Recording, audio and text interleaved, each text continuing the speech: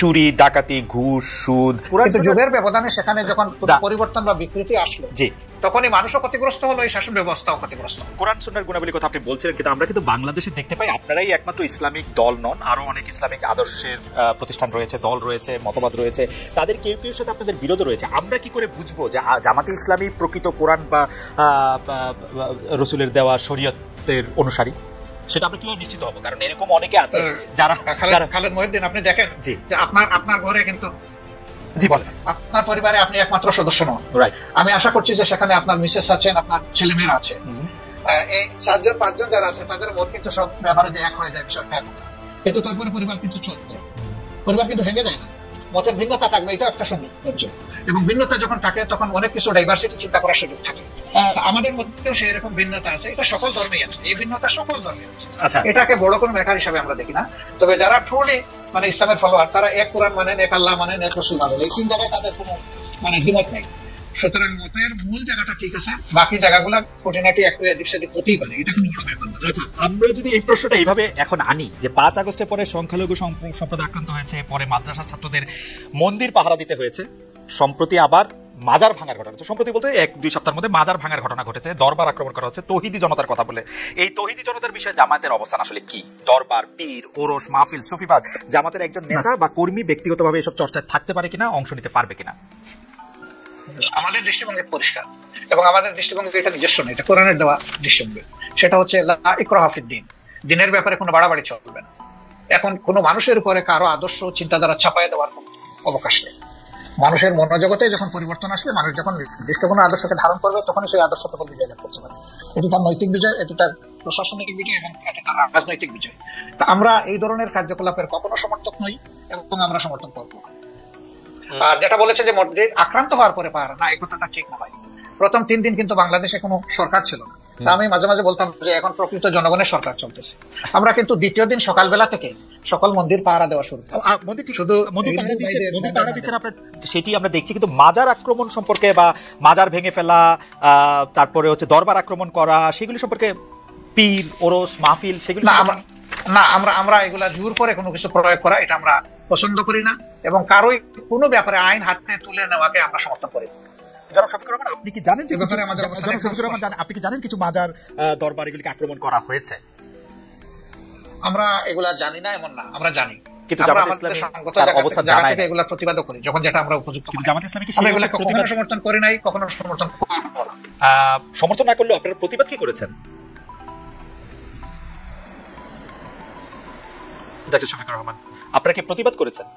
হ্যাঁ, আমরা করি না, আমরা নীতিগত প্রতিবাদ করেছি, একদম আইটেম টু আইটেম যদি ধরেন সেরকম হতো। ওকে, অর্থাৎ আপনি মনে করছেন যে মানে এই ধরনের কাজের সাথে মানে আপনি সমর্থন তো করেনই না, বরং এগুলি আপনারা যখন প্রতিবাদ দরকার মনে করবেন তখন করবেন। আমি আবার একটু গঠনতন্ত্রে ফিরে আসি। আপনাদের দলীয় গঠনতন্ত্র অনুযায়ী নিয়মতান্ত্রিক ও গণতান্ত্রিক অবস্থায় সরকার পরিবর্তনে আপনারা বিশ্বাসী, সমাজের সর্বস্তরে আল্লাহ ভীরু চরিত্রবান শতযোগ্য লোকের নেতৃত্ব কায়েমের চেষ্টা করার কথাও বলা আছে সেখানে। কিন্তু আমাদের প্রশ্ন, আপনারা বিভিন্ন সময় যেসব দলের সঙ্গে রাজনৈতিক জোট করেছেন, এক পথে হেঁটেছেন, এক ভাষায় কথা বলেছেন, আওয়ামী লীগ, বিএনপি, আবার অনেক, আপনারা জানেন আপনারা জোটের মধ্যে ছিলেন, তাদের মধ্যে কি আপনারা এসব বিষয় দেখেছেন নাকি আপনাদের রাজনীতিতে মানে আপনাদের রাজনীতি সেটা তাদের মধ্যে দেখেছেন কিনা, নাকি আপনাদের রাজনীতি শেষ কথা বলে কিছু নেই? ক্ষমতা আসলে আমরা ওইভাবে নেই, আমরা নিয়েছি যখনই দেশে কোনো ধরনের ফ্যাসিজম অথবা মানে মানুষের উপর চাপে দেওয়া কোনো শাসন যখন এসেছে, কোনো অন্যায় কার্যকলাপ যখন সরকারের পক্ষ থেকে চালানো হয়েছে, তখন আমরা তার প্রতিবাদ করেছি, এবং প্রতিবাদ করতে গিয়ে একই সুরে যারা প্রতিবাদ করেছেন সঙ্গত কারণে তাদের সাথে আমাদের মিশে গেছে বিষয়টা। এবং আমরা একটা জোটও করেছিলাম, 4 দলীয় জোট, যেটা পরবর্তী পর্যায়ে 20 দলীয় জোটে ক্রমান্বয়ে সময়ের ব্যবধানে রূপান্তরিত হয়েছিল। যদি এখন আমাদের সেরকম কোনো রাজনৈতিক জোটে আমরা নেই, বা অনেকেই নাই, যদিও ছোটখাটো 2-1টা জোট আছে, এটা অন্য ব্যাপার, কিন্তু 20 দলীয় জোট নেই, 4 দলীয় জোট নেই। তো জোটে আমরা গিয়েছি, এটা আমাদের রাজনৈতিক কৌশলগত ব্যাপার ছিল, কিন্তু আদর্শিক কোনো ঐক্যটা ছিল। যার যার এক একটা আদর্শ আছে, সে তার কর্মীদেরকে কিভাবে কোন মন মানসিক এটা শুনতে যত ভালো, এটাকে আসলে অতটা বাস্তব। আপনি বলছেন আদর্শিক কোনো মতবাদ নাই, অথচ আমরা দেখছি আমিরে জামায়াতকে তৎকালীন আপনারা বিএনপির প্রধানমন্ত্রীর সাথে ক্যাবিনেটে বসছেন, সেক্রেটারি জেনারেল ক্যাবিনেটে বসছেন। তো যদি মতের মিল না থাকে, যদি আদর্শের মিল না থাকে, আপনারা ক্যাবিনেটে বসে একই সাথে দেশ শাসন করলেন 5 বছর, সেটা কিভাবে সম্ভব হলো? সেটা ছিল রাজনৈতিক অ্যারেঞ্জমেন্ট, এটা আদর্শিক অ্যারেঞ্জমেন্ট না। রাজনীতি আদর্শ থেকে বাইরে, রাজনীতি আদর্শ থেকে বাইরে, তিনটা মন্ত্রণালয় তার সাথ দিচ্ছে রাজনীতি আদর্শ আমাদের যে স্লোগান, হ্যাঁ না, আমাদের যে স্লোগান, সেই স্লোগানটা হচ্ছে যে মানুষকে সুশাসন দিতে হলে অবশ্যই সৎ লোক লাগবে। তো তাদের এই জায়গাটায় দেখেন আপনি যে তারা আলহামদুলিল্লাহ 5 বছর সার্ভ করেছেন কান্ট্রিকে, 3টা মন্ত্রণালয় পর্যায়ক্রমে, কিন্তু তাদের ব্যাপারে কেউ কেউ বিভিন্ন অভিযোগ এনেছেন। অভিযোগ সত্য মিথ্যার এইদিকে আমি যাচ্ছি না, কিন্তু তাদের ইন্টিগ্রিটির ব্যাপারে, অনেস্টির ব্যাপারে এবং তাদের ইফিসিয়েন্সির ব্যাপারে কেউ কিন্তু কোনো প্রশ্ন তুলেনি। কারণ তারা এই আদর্শে লালন করে, এই আদর্শে গড়ে উঠেছেন। যে স্লোগান তারা দিতেন, তারা সেই স্লোগানের ছিলেন বাস্তব নমুনা। অন্যদেরকে তো ঘর আমরা ঠিক করে দিতে পারবো না, অন্যরা তাদের মতো করে তাদের আজকে যদি এখন আপনি বলতে পারেন আজকে আওয়ামী লীগের সাথে আপনার আদর্শিক জোট না হলে আওয়ামী লীগের সাথে আপনার রাজনৈতিক জোট হতে পারে। আওয়ামী লীগের সাথে হবে কিনা এটা বলা কঠিন, কারণ যে আওয়ামী লীগ তার নিজের দেশের মানুষকে জনগণের কিনা অস্ত্র দিয়ে গুলি চালাইতে পারে এবং গণহত্যা করতে পারে, তাদের তো রাজনীতি করা তো বহু চিন্তা ভাবনা। পাকিস্তান আমলে তো পাকিস্তান আমলে 1971 সালে তো আমাদের পয়সা দিয়ে কেনা অস্ত্র দিয়ে বাঙালিদের মারা হলো, কিন্তু জামাত ইসলামী তো তার বিরোধিতা করে নাই। হ্যাঁ, তার বিরোধিতা করে নাই, করেছে, সেই প্রশ্নে আমি আজকে যাব না। দুইটা কারণে যাব না। আমি একজন মানুষ ফরওয়ার্ড লুকিং মানুষ। আমি ওই যে পিছনের দিকে মানে বেশি দৌড়াদৌড়ি ছুটাছুটি করাকে একটা জাতির জন্য কোনো ইতিবাচক বিষয় মনে করি না। 2 নম্বর হলো, এই ধরনের বিষয়ের যত বেশি চর্চা হবে জাতি তত বেশি বিভক্ত হবে। একটা বিভক্ত জাতি কখনো দুনিয়া সম্মানের আসনে বসতে পারে না। সম্মানের আসনে বসতে হলে, সত্যিকারের উন্নয়ন এবং শান্তি দেশবাসীকে উপহার দিতে হলে কিছু পয়েন্টে অন্তত পক্ষে সবাইকে একমত হতে হবে, দেশের স্বার্থের ব্যাপার যেখানে জড়িত। তা আমি ওই বিষয়ে যাচ্ছি না। দ্বিতীয়, আমি আরেক কারণে যাব না, তখন আমি এনাফ ম্যাচিউর না, বয়সের দিক থেকে আমি বুঝতে পারি, রাজনীতিকে অ্যানালাইসিস করার শক্তি আমার ছিল না। আমি এই আঙ্গিনার কেউ ছিল না। শফিকুর রহমান মানে ওই আমলে মানে আসতেছি, কথাটা আমাকে শেষ করতে দেন। কিন্তু এটা তো ঠিক যে লাখ লাখ মানুষ মারা গেছে, কয় লাখ মারা গেছে এই বিতর্কে আমি যাব না। আমি ওই বিতর্ক পছন্দ করি না। একটা মানুষের যদি নিরীহ মানুষ অন্যায়ভাবে মারা যায় সেটাও তো অপরাধ। সুতরাং এই কাজ যারা করেছে অবশ্যই এটা নিন্দনীয় ব্যাপারে কোনো সন্দেহ নেই। ডক্টর শফিকুর রহমান, এতে আমারও কোনো সন্দেহ নেই, কিন্তু শুধু আমি এটা বলছিলাম যে আমাদের যদি কোনো একটা বিষয় বিশ্লেষণ করার জন্য ওই সময়ের ব্যাপারে যদি যথেষ্ট মানে ওই উপস্থিতিটা না থাকে, আপনি এটা থেকে বলতেই পারেন যে আপনি আসলে ওই ব্যাপারে বলতে চান না। কিন্তু দল হিসাবে জামায়াত ইসলামের নিশ্চয়ই একটি অবস্থান পরিষ্কার করার ব্যাপার রয়েছে, সেটি আপনি আরেকদিন বলছেন, সেটা আমরা আরেকদিন শুনবো। সেটি আমরা একটু জোটের রাজনীতি প্রসঙ্গে আসি। আমরা একটু বিএনপির সাথে জামায়াতে ইসলামীর দূরত্ব, একটা জোট তো ছিল, সেই জোটের থেকে যে বিএনপির সাথে যে দূরত্বটা বাড়লো, এটার কারণ কি বলে আপনি আসলে মনে করেন? মানে আপনি কি মনে করেন যে বিএনপির সাথে কেন? আপনি বলতে পারেন জোট নেই, কিন্তু দেশের স্বার্থে আমরা কিন্তু দূরত্বে নাই। আমাদের মূল জায়গাগুলোতে আমাদের কোনো দ্বিমত নাই, কিন্তু যেহেতু দল দুইটা পৃথক এবং আমরা গত 3 মাসে কিন্তু আরো কিছু ঘটনা খবর পেয়েছি যেখানে রাস্তায় চলাচল নারীরা আক্রান্ত হয়েছেন, পোশাক নিয়ে নারীদের কটূক্তি করা হয়েছে বা হচ্ছে। এসব ঘটনায় আপনাদের ক্ষেত্রে আপনাদের সমর্থন কি আছে? অনেক ক্ষেত্রে তৌহিদি জনতার কথা বলা হয়েছে। আমি তো শেষ করি। অনেক ক্ষেত্রে তৌহিদি জনতার কথা বলা হচ্ছে। এই তৌহিদি জনতা আসলে কারা, তাদের আপনি চেনেন কিনা, জানেন কিনা? জানাবো। আমি তৌহিদি জনতার পরিচয়ে যাচ্ছি না। আমি প্রথম আপনাদের এবং আমাদের আজকে সম্মানিত অতিথি যে কথাগুলো বললেন, সেই কথাগুলো সমাজের খুবই একেবারে বিচ্ছিন্ন কিছু ঘটনা। আর এর বিপরীত দিকে আমরা এই দেশে এই মানে প্রকৃত অর্থে যারা প্র্যাকটিসিং মুসলিম, আমরা আমাদের বেশভূষায় এবং লেবাস পোশাকে আমরা যে কতটা এখানে নানাভাবে বৈষম্যের শিকার, হেনস্থার শিকার, তার খুব কম দৃষ্টান্তই আপনারা মিডিয়াতেও আনেন। আর আপনাদের এই সাধারণ যেই যারা মহলে চলাফেরা করেন, আপনাদের খুব কম আমার মনে হয় এটা জানাশোনা আছে। এই যে কালী পূজার যে দৃষ্টান্ত উনি আনলেন, আমি যদি এর বিপরীতে দৃষ্টান্ত আনি যে বাংলাদেশের বুয়েটের মতো একটা শিক্ষা প্রতিষ্ঠানে সেখানে সব ধরনের গান বাদ্য ইত্যাদির অনুষ্ঠানগুলো দেদারসে হচ্ছে, কখনোই সেখানে এটা নিয়ে কোনো সময় পারমিশনের ক্ষেত্রে কোনো বিধিনিষেধ হচ্ছে না, অথচ তারা একটা কোরআনের তাফসিরের আলোচনা করতে গিয়ে অনুমতি চেয়েছিলেন। রাসূল সাল্লাল্লাহু আলাইহি ওয়াসাল্লামের জীবনী আলোচনার মতো খুব একটা সাধারণ মানের ধর্মীয় অনুষ্ঠান আয়োজন করা পারমিশন চাইও বুয়েটের কর্তৃপক্ষের কাছ থেকে সেই অনুমোদনটা পাননি। এটা সকল মিডিয়াতে এসেছে। ঢাকা বিশ্ববিদ্যালয়ের কথা যদি বলি, এই ঢাকা বিশ্ববিদ্যালয়ে আপনার কত বছর, কত যুগ পর্যন্ত ইসলামের নামে কোনো ছাত্র সংগঠনকে আপনারা একটা প্রোগ্রাম করতে দেয় নাই, অথচ সেখানে অন্য সব ধরনের ছাত্র সংগঠনগুলো তারা কার্যক্রম পরিচালনা করছে। কমিউনিজমের মতাদর্শের যারা, তারা করতে পারবে, অন্যান্য তারা করতে পারবে। শুধু ইসলামী ছাত্র সংগঠনের নাম নেওয়া হয়ে ঢাকা বিশ্ববিদ্যালয় তাদেরকে অচ্ছুত হিসেবে সাব্যস্ত করে রাখা হয়েছিল। এই বিষয়ে তো কোনোদিন ওনারা কথা বলেন।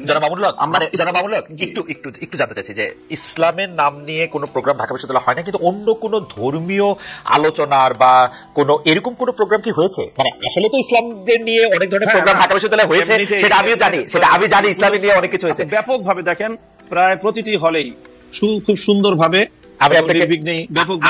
সেখানে হিন্দু ধর্মাবলম্বী সংখ্যা কত সেটারও কোনো হিসাব করা হয় না, তাদেরকে নির্বিঘ্নে হলের মধ্যে তারা পুজোর আয়োজন করে। আমি যেন ঢাকা বিশ্ববিদ্যালয়ের ব্যাপারটা একটু বলি, আমি তো ঢাকা বিশ্ববিদ্যালয় তখন সেখানে অনুমোদন পাওয়া যায়। আমি ঢাকা বিশ্ববিদ্যালয়ের কথাটা একটু বলি। ঢাকা বিশ্ববিদ্যালয়ে আরবি, ইসলামের ইতিহাস ও সংস্কৃতি, ইসলামিক স্টাডিজ যেটা ইসলামী শিক্ষা সহ, ফার্সি সহ এবং আরো বেশ কিছু জায়গায় নিয়মিত এই ডিপার্টমেন্টগুলিতে নিয়মিত কোরআনের তাফসির, কোরআনের গল্প, কোরআনের থেকে বিভিন্ন উদাহরণ, হাদিসের বিভিন্ন রকম কথা, এগুলো নিয়ে নিয়মিত সেমিনারের আয়োজন করা হয়।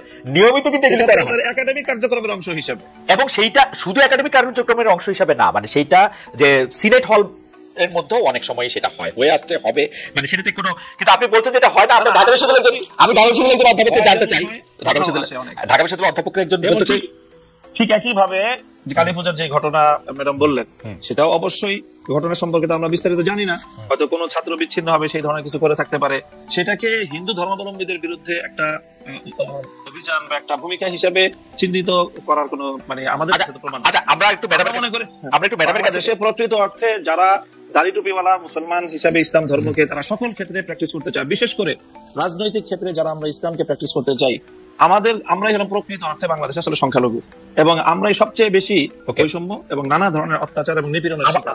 এবং আমাদের এই নিপীড়নের বিরুদ্ধে কখনোই সমাজের এই যে সাধারণ শিক্ষা ব্যবস্থার যারা শিক্ষক মহোদয় আছেন বা অন্যান্য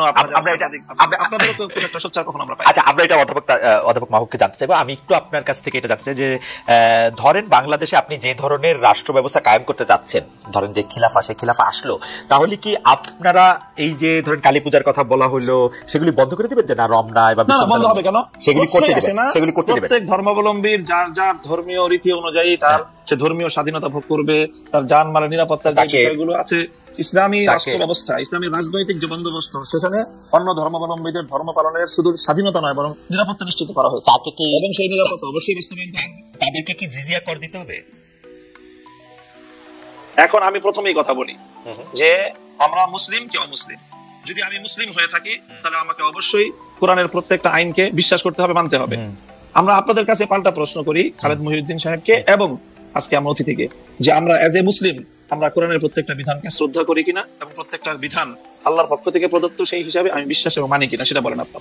আচ্ছা, আমি প্রশ্ন উত্তর দিচ্ছি, আপা নিশ্চয়ই আমার থেকে দিবেন, আপা উত্তর দিবেন। আমি শুধু প্রশ্নটা করি যে আমরা কি কোরআনের বিধানটার প্রতি শ্রদ্ধা করি কেবলমাত্র আমি মুসলমান সেইটা বড় হওয়ার জন্য, নাকি আপা আরেকটা কথা বিভিন্ন জায়গায় বলে থাকেন, আমার হারাম হালাল জ্ঞান, আমার ঘুষ সুদ জ্ঞান, আমার অন্যায় অত্যাচার জ্ঞান, আমার বিভিন্নভাবে বিভিন্ন মানুষের যেটাকে আমানতে খেয়ানত করার জ্ঞান, সেটাও আমরা মানি।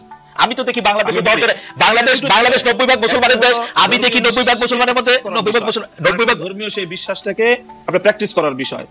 যদি আপনি ধর্মীয় যে বিশ্বাস সেটাকে যদি আপনি অ্যাকসেপ্ট করেন, দেন তখন আপনি মুমিন, আমি এবং যদি আপনি সেটাকে প্র্যাকটিস করেন তারপর আপনি সে ভালো আমল হলো, আপনার উন্নত মুসলিম হলেন। কিন্তু আমি বলি একটু শুনেন, জিজিয়া কর দিবে কিনা, জিজিয়া করটাকে স্বাভাবিকভাবে যেভাবে উপস্থাপন করা হয় যে এটাকে খুব একটা জুলুম এবং অন্যায় এবং ইসলামের একটা বৈষম্যপূর্ণ বিধান হিসেবে আপনার আখ্যায়িত করার আপনার প্রশ্নের টোনের মধ্যে কথাটা রয়েছে। জিজিয়া কর এটা হলো মুসলমানদের কাছ থেকে জাকাত নেওয়া হয়, সেই জাকাত হলো তাদের অর্থনৈতিক রাষ্ট্রকে রাষ্ট্রীয় যেই আপনার সোর্স, সেই সোর্সের এখান থেকে একটা ইনকাম। ঠিক তেমনি ভাবে অমুসলিমরা জাকাত দিবে না, তারা জাকাতের পরিবর্তে তারা জিজিয়া এবং কর দিবে, এবং এই জিজিয়া করের বিনিময়ে তারা তাদেরকে রাষ্ট্র সব ধরনের নিরাপত্তা এবং তাদের যে সার্ভিস গুলো দিবে, এটাকে আমরা সার্ভিস চার্জ বলতে পারি আসলে মূলত জিজিয়া কর।